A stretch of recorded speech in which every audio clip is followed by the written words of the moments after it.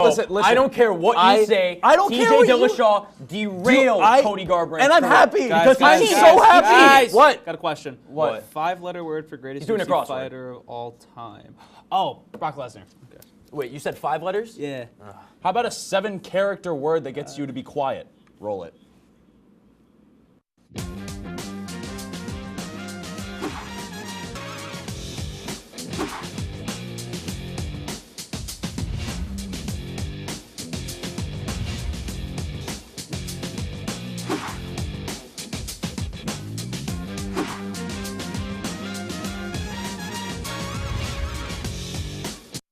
Good evening, ladies and gentlemen, and welcome back to Oswego Sports Update. I'm your host, James Cantata, with Bo Drake-Deese and Mike Morano. I'm going to try to not roast Bo too much on the fact that TJ Dillashaw was a fraud this whole time and that he needed to cheat to beat Cody Garbrandt, but I can't promise anything. Oh, no. Anyways, we got a great show for you tonight, and let's kick it off with, for possibly the last time this year, some Oswego men's hockey. After a disappointing end to the season following a tough 3-2 loss to Hobart, the Oswego State Lakers were bounced in the Elite Eight of the D3 NCAA men's hockey tournament.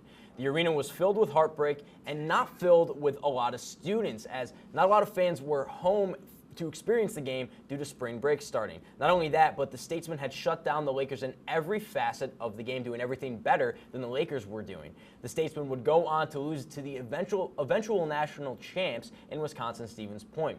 They were the first team in D3 history to go undefeated for a whole season. Bo, do the Lakers feel like they missed a big opportunity here? Recap their season for me. Do the Lakers miss a big opportunity? I don't think that they need to feel like that. I think this year they played very well, but I think as far as what we've been used to, how Lakers play, mildly average, a little spicier than average, if you will. I don't think that we necessarily had a national championship In us? Yeah, I don't think we were geared for that this time around. Well, the reason why I ask is because in my mind, Geneseo was clearly the favorite to go, even though Wisconsin-Stevens Point had an undefeated season. First team, I have to give kudos to them because they're the first team to go undefeated for the entire season and win a national championship in D3 hockey history. But Geneseo, based on the strength of schedule and the conference that Wisconsin-Stevens Point played in, I feel like Geneseo was the favorite going into this NCAA tournament, and the fact that they lost in the final 4-2, upset by Norwich, and then Norwich goes on to play Stevens Point in an overtime loss, you got to feel like Oswego really got cheated out of that one. Yeah, it seems like Oswego, it seemed like they were just not ready for it. They had 2 weeks off, you know. Me and James did have the, first-hand experience, not trying to brag or anything. Wow. Yeah, so it just seemed like the 2 weeks, it was helpful to get flex. guys like resting, and all that, but it seemed like they beat them earlier in the year. It seemed like they maybe thought they had their number. Hobart just came out, look past all the stats of, past games, losing how many games against Oswego in the past. And they just came out and did what they had to do best. They played physical nonstop. They capitalized off of turnovers that multiple players were, making. And at the end of the day, Hobart deserved that win. It didn't seem like they were cheated out. Hobart did everything they could to keep that game, theirs. I mean, Oswego had a lot of chances, and Hobart was just there to just shut them down each and every time. Yeah, I agree with that. That's part of the reason why I don't think that this is as upsetting as it could be, is because we were clearly beaten in that first game. Can Oswego look down the line and say that, yeah, we've beaten some of the teams that were, projected to go farther, and then could we have most likely beaten even more and gone even farther? Yeah, but if you couldn't make it past Hobart, who you handily defeated earlier in the season, what does that really mean moving forward, even if you had beaten them by 1? Well, the big X factor for that Hobart W was goaltender Liam Lassell, who was absolutely sensational the entire way through against Oswego, stopping a lot of shots that I didn't even think was possible, to be honest. But where do the Lakers go from here, guys? They just have to bounce back. You got Travis Bowman back, who had a great season. They're going to have him. He's just only going to develop further from here. It's a season that it was a little bit disappointment, but looking back at it, they did some things this year that, they could be proud of. Ed Gosick, again, head coach of the year. You beat Plattsburgh for the first time in 6 years at home. If that doesn't boost, just for going on years to come, now they don't have this thing weighing over their head saying they can't beat Plattsburgh. They beat Plattsburgh twice at home now. Yeah. That's 'Cause something they can go forward to. That definitely seemed like one of the curses of our season, because once we lost to Plattsburgh, especially last year, we definitely deflated right after that, and it was just, we were just like, okay, well, all right, there goes the season, and we hadn't even reached the playoffs yet. Yeah. So I think that we definitely have the opportunity to build a little bit more moving forward from this. And with the only major senior that they're losing in Cam Berry and Josh Endedahl and Devin Campbell, the future's looking bright for the Lakers. Yeah. After a 9-5 start to the season, the Oswego baseball team has had a middle-of-the-road start, to say the least. The squad has picked up very notable wins, however, against arch-rival Plattsburgh, a team that they struggled to beat last year. And head coach Scott Landers has picked up his 200th career win. Mike, what do the men have to do to keep the positive record afloat, and what do they have to do to go deep into the SUNYAC this postseason? Oh, they were able to bounce back pretty well. They came off 0-2 on the year, and they just started, they beat Wesley by a score of 22-4. They bounced back and, scored that many runs. They're doing a good job. They got guys like Brandon Nicholson, Mike Delacari that are stealing bases and are successful 100% of the time. They're capitalizing off stolen bases. All they have to do now is that they've beaten their rivals that, they have problems with in the past. They're bouncing back easily. And that's just something you have to look forward to in the year, is that once you get these clouds out of the way and you just look forward from here, they have to look past the stats. And they're playing well. They're adding on, they're either way, if they're losing or not, they're putting up a bunch of runs. That's just something you just got to keep doing, is keep adding the runs. And honestly, keep doing capitalizing on stolen bases is big too. As they're having a lot of success from these two main guys. So that's something they have to look forward to. Yeah, I think obviously they put up a lot of games this season where just gigantic numbers. So I think batting is not necessarily an issue, but you got it. But one of the things is that bats have to stay hot.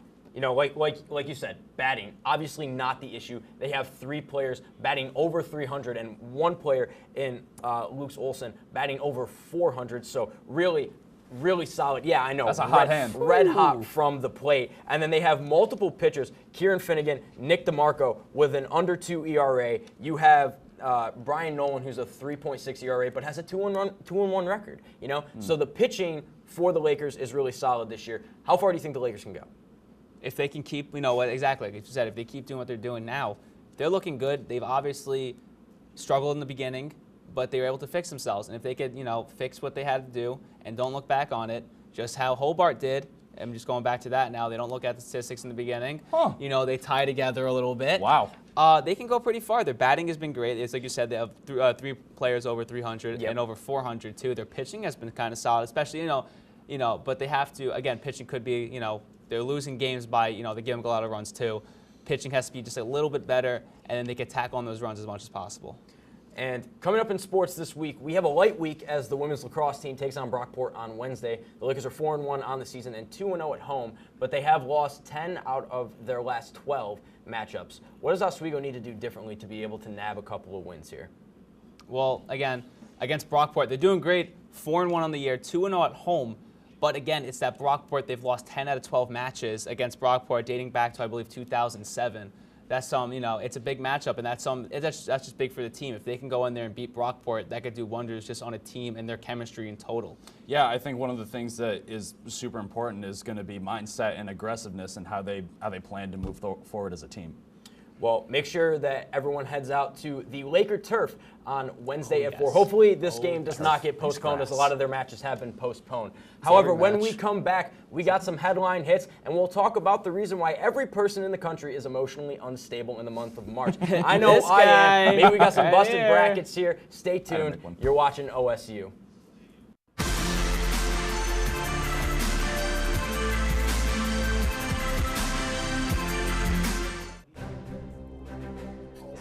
You don't have to wear a uniform for service or sacrifice.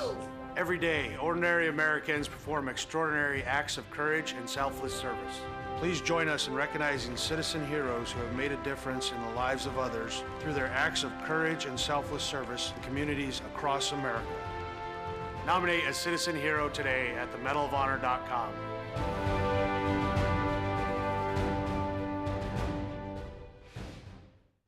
Are you thinking about buying medicine online? A search for online pharmacies yields more than 20 million results. But which ones can you trust? Medicines bought from unlicensed online pharmacies can be dangerous. You may get a fake drug, your condition may get worse, or you may experience a bad reaction. Don't put your health at risk.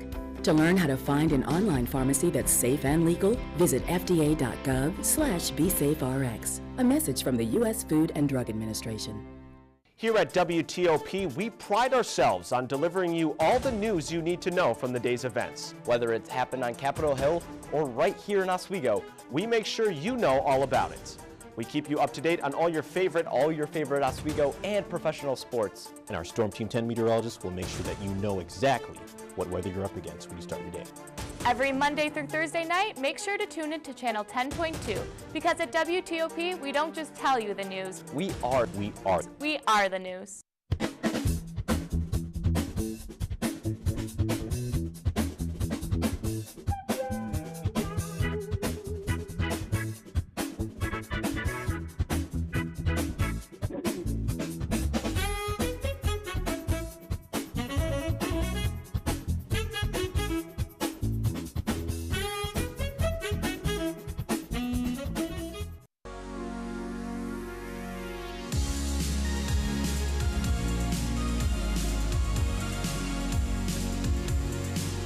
Welcome back to OSU. We got headline hits. Let's not waste any time. Starting off with the UFC, I'm a very happy boy when this got announced. TJ Dillashaw announced last Wednesday that he is voluntarily relinquishing the UFC 135-pound title after testing positive for an unknown substance. Bo, what could the substance be, and what could this do for TJ Dillashaw's career? And I told you so. That's not a question. What could the substance be? I don't know. Maybe Cody Garbrandt is no longer an issue juice. What does it do for his career? Many people have doped in the UFC and come back. John Jones, obviously. Is TJ Dillashaw the same as John Jones? No. I know where you're going. Not even No, he's close. not. No, he's not. Fine. So much However, worse. he's allowed to have a chance to come back. If Conor McGregor can throw some trolley through a window bust, almost kill a couple of UFC fighters, TJ's allowed to come back from doping, just like John Jones. He gets a chance. Well, he's suspended for a year, so we'll see what happens when he does come back to the bantamweight division. Moving on to the orchestrator for Murray State, Ja Morant. After a jaw-dropping performance, 2 games over the NCAA tournament, and a big loss to Florida State, Morant broke out in a big way. He was in his bag the entire tourney. Mike, Morant, first or second overall pick in this NBA draft, or will he be selected later? There's been a lot of people that think that he could go ahead of Zion. At this point, especially in this late, I think Zion is already locked. I think, as he is the sexy pick, as some people would say. The young kids. The young kids would say. I think he's locked for that first pick. I think the Knicks are already building around what they could do with Zion. I think Zion can get the ball rolling there in New York. But Ja is not, he's a good consolation prize, if I could tell you that much. He put up a triple-double in the first game against Marquette and got the dub for Murray State. So, he's not a bad guy for this, and he's just going to do really well in the NBA. So, speaking of a guy who is going to do really well in the NBA, someone who struggled a little bit in the NBA so far, Lonzo Ball. Big baller brand, more like big baller bad or bad, bad, bad, as I was saying before the broadcast. That's triple B's. It seems the big baller brand is on its way out the door, as all signs are pointing to the Lakers point guard Lonzo Ball going to Nike. With a co-founder of Triple B misplacing $1.5 million of Ball's money, it seems Zoe is all but done with the Triple Bs, and maybe even his relations were hurt with his father, LeVar. Bo, does a shoe deal impact the Lakers at all, or are we reaching here with this? Because Lonzo could be a little healthier. He's had a nagging ankle injury with the Triple Bs, so could the Nikes help his health? I don't know. I think we'll have to see. Does this impact the Lakers? Yes, in a way that they will have to deal with LeVar less. LeVar is a PR nightmare. Just because he's going to say stuff that the organization... Never lost. I don't care. Never lost. And yes, he did. So all I have to say about that is the fact that this allows Lonzo to go out and make his own mark because he can go and have his own thing in his shoes. He no longer has to carry the coattail of his father. He can be his own man. They were beautiful shoes. We'll see if Lonzo has a great year next season. Coming off a historical year, the New York Mets and Cy Young Award winner Jacob deGrom are still without an extension, with other star pitchers including Justin Verlander, Chris Sale, and Luis Severino all inking deals with their respective teams. It seems now will have to be the time to pull the trigger. Mike, how optimistic are you that the Mets can get a deal done with their ace? All I got to say first, the Mets got to hire some people to find that $1.5 million to the Lakers that they got misplaced, because you got to find that and give it to this man, DeGrom, because that's probably all he's going to get. You know, it's frustrating at this point as a Mets fan. It's probably frustrating for DeGrom. It's frustrating for even other players on the team like Noah Syndergaard. It's that this guy gave you an historic season, did not back him up in any way as in run support, and now they're not going to give him a $100 million deal. They have to just pull the trigger, you know, forget about every other $100 million deal he gave in the past, because I think this guy is worth it and he could be a future piece going into it. Well, if you lose a guy like Jacob deGrom, it's definitely a massive blow to an already very solid, with deGrom, Mets starting rotation. So it's going to be interesting to see how the Mets respond this year. Now, moving on to talk of the town, the talk of everyone's town in the United States. If you even remotely follow basketball or have ever followed basketball in your life, you have made a March Madness bracket for this NCAA basketball tournament. The NCAA tournament is like an ex-girlfriend. It just keeps coming up and keeps disappointing you, keeps upsetting you. Ooh, that hit home. Just because of all of the possible upsets that the NCAA tournament has to offer. Boys, what have we thought of the NCAA tournament so far? I like it. Wow. I really like it. What I a think detailed answer. What I thought was going to happen with the Duke-UCF game was kind of what I was. I really actually wanted UCF to beat Duke, but that's because I'm a Cuse fan, and I just want Duke to go away all the time. However, I thought that was a really good game, and I think that other than obviously Zion getting overshadowed by Taco, I think that it showed that Duke can be beat. Duke can definitely be beat. They are definitely vulnerable. You see here that as soon as Taco Fall fouled out of the game, UCF instantly lost all of their height, and then you see that R.J. Barrett had the rebound, the putback with 11 seconds left, and then UCF, Aubrey Dawkins on this last tip, had a sensational game, and he was inches away from going to the Sweet 16. UCF, you see that he was absolutely heartbroken. Zion, deservedly so, had another 30-plus point night. He was sensational. Until Taco Fall hit the floor. You see the 7'6", 310-pound man. He was the reason why Zion was able to be stopped in the paint. Only 2 buckets were scored on Taco Fall when Williamson was on the court. Yeah, I think that one of the things that I think is really interesting about that is, I mean, not everybody in the NBA is 7'6", but they're 7'2". Not everybody. Not everybody. That's true. Most people. Steph Curry, not 7'6". No. These are facts. Thank you, Bo. You're welcome. Bo was blowing my mind But of all I the think things that he that knows it right shows that he, you know, other than people who are equally athletic to him, but not necessarily, he might not necessarily be as strong as or as tall as or things of that nature. He could have some issues in the NBA. So, do you think that Duke is a little overrated out of the 1 seeds? No. Really? I don't think they're overrated. The only reason that I thought that UCF was going to do this well is because of Taco. I think that now. Every team has Taco. Every team has it. No, on Tuesday. no, not every team has it, Bo. Well, here's the issue with Duke is that they are a transition-heavy team, and the thing that takes Taco Fall out of his element is that he's slow. He's so slow, and he's not able to get back on defense in transition. But even so, the UCF defense that was not that great outside of Taco Fall was able to take Duke out of their transition offense, which is something that when you go up against a team like Michigan State, who is my national champion, that's a possible matchup in the Elite Eight. You take Duke out of that element, again, it's a way better offensive team in Michigan State. Duke's losing. Like, I think that they are the most overrated 1 seed in this tournament. I think they're the most vulnerable at the moment. Most vulnerable, maybe. I think this win over UCF is just, it shows the blueprints of what other teams could do to capitalize on beating Duke. Have a 7'6" center. That's does, very unrealistic. It does. It's not rocket science, guys. It either does that, or it is more propulsion for them to play harder, because it might have shown them that abyss of, hey, we could actually lose here. Everybody's been talking about us this entire time, and that can go to somebody's head. But until you're there in the final seconds and you have to play those key moments, then you get a little extra motivation once you get past that. So the last question that I'll ask on Zion and Duke, because we've been talking about Duke this whole time, if Duke doesn't win the national championship, does it either A, hurt Zion's college legacy, because a lot of people do describe him as one of the best college players ever, or B, does it hurt his draft stock if they don't win a national championship? I don't think it does either of those things. I don't think so. We saw Lonzo Ball with UCLA, did make it to the Sweet 16. And then they lost to Kentucky. Exactly. Yeah. You know, it very good Kentucky team, to be It fair. should have hurt Lonzo Ball because of all the hype that was on with him, especially with his dad, and it didn't. He was the 2nd overall pick. So I don't think it hurts. I think the teams, again, like I said before, I think New York is already planning on getting Zion if they get that pick. They're locked in. And I think they're already building around him as we speak. I think nothing he could do at this point is going to change that at all. So Who is your guys' Final Four? Finally moving away from Duke, but we know that these two probably have Duke in their Final Four. I don't, but who is in your Final Four? Who is your national champion, and why? Duke's my national champion. I'm going to be honest. I didn't build a bracket. I don't have a Final Four. Mike? I can't even tell my Final Four was. I know Gonzaga, Duke.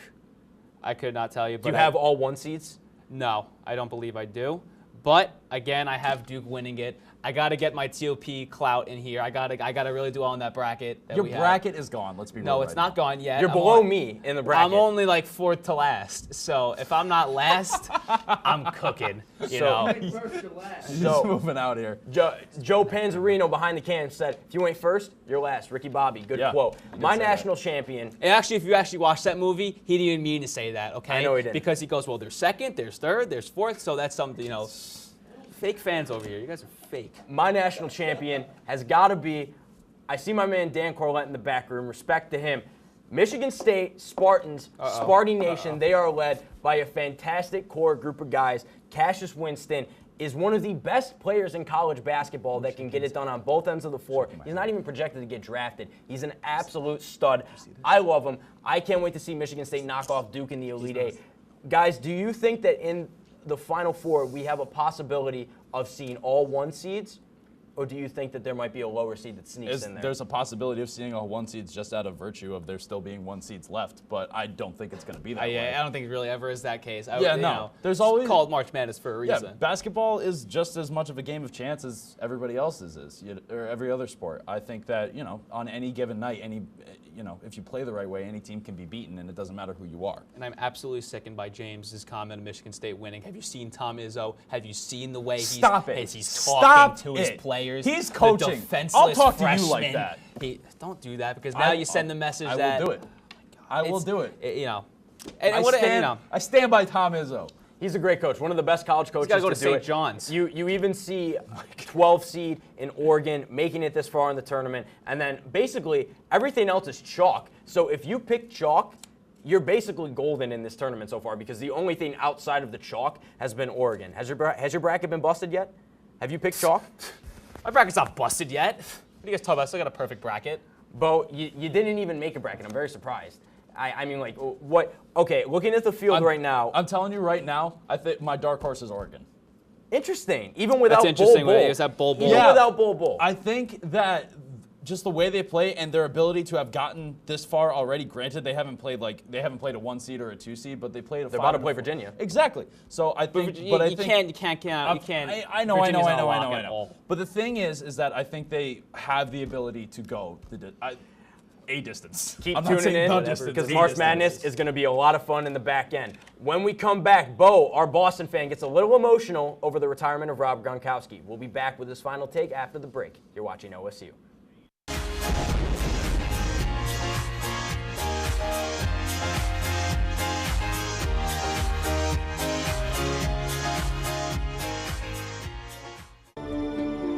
Guys, I don't feel so good. Shouldn't have had that chili for lunch.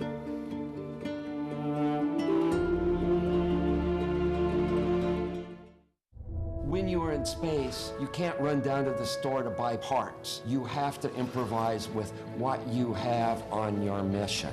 Making is when there is something new that was not in existence at the beginning of the day. Okay. It's an incredible sense of accomplishment when you have made something. That's why I make. Now I want to hear why you make. Share your own Why I Make story today. Visit whyimake.org.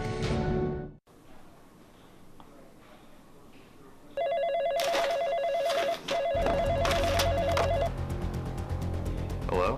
Josh, the stream's not working. We need you to fix it right now. The stream's down? I'll be right there.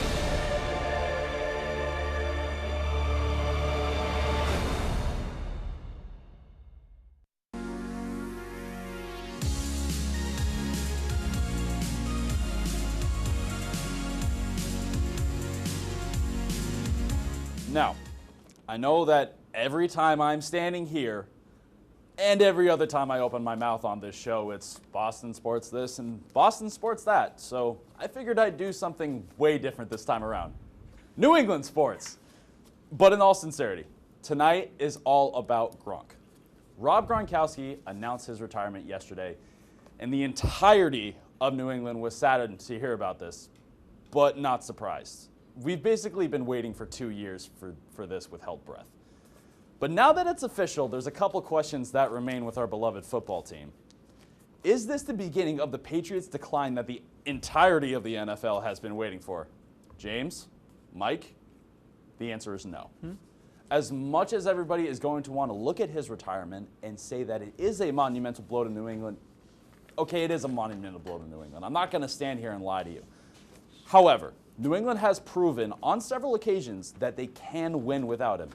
The first time they showed this was in 2014 when they beat Seattle in the Super Bowl and he was scratched just to stay healthy. And they've shown it intermittently in seasons where he has been hurt and out of games.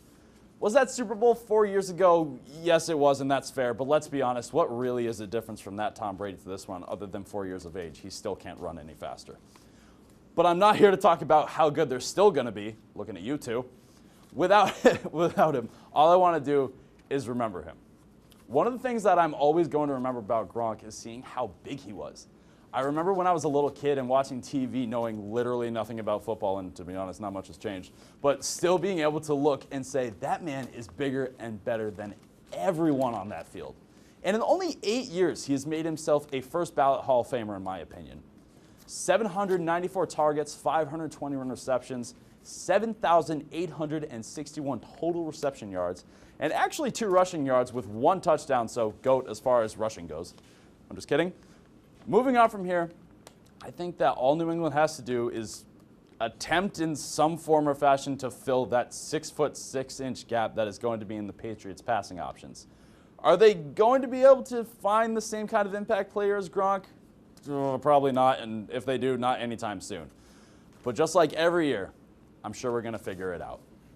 Thanks for watching. We hope you enjoyed tonight's show, and we hope you join us next week when we head to New York for our Talk of the Town, where you can watch James and Mike drool over how good the Knicks might be.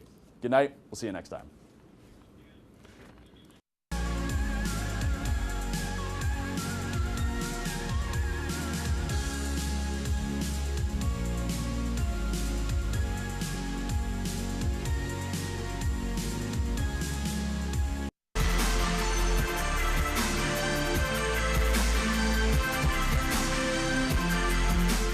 Anybody can be a firefighter. Male, female, younger, older. We have school teachers. We have leaders in business. It's me, you, anyone that wants to be. There is no typical firefighter.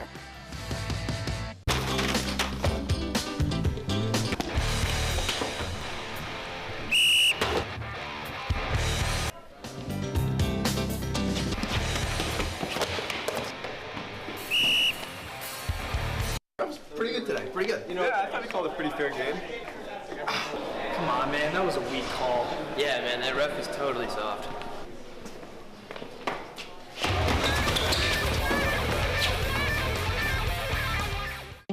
You might not know everyone in your community, but if you did, you'd see that people in recovery from mental and substance use disorders are all around. Reach out for support and begin your recovery journey. Join the Voices for Recovery. Strengthen families and communities. For confidential information on mental and substance use disorders, including prevention and treatment referrals for you or someone you know, call 1-800-662-HELP. Brought to you by the U.S. Department of Health and Human Services.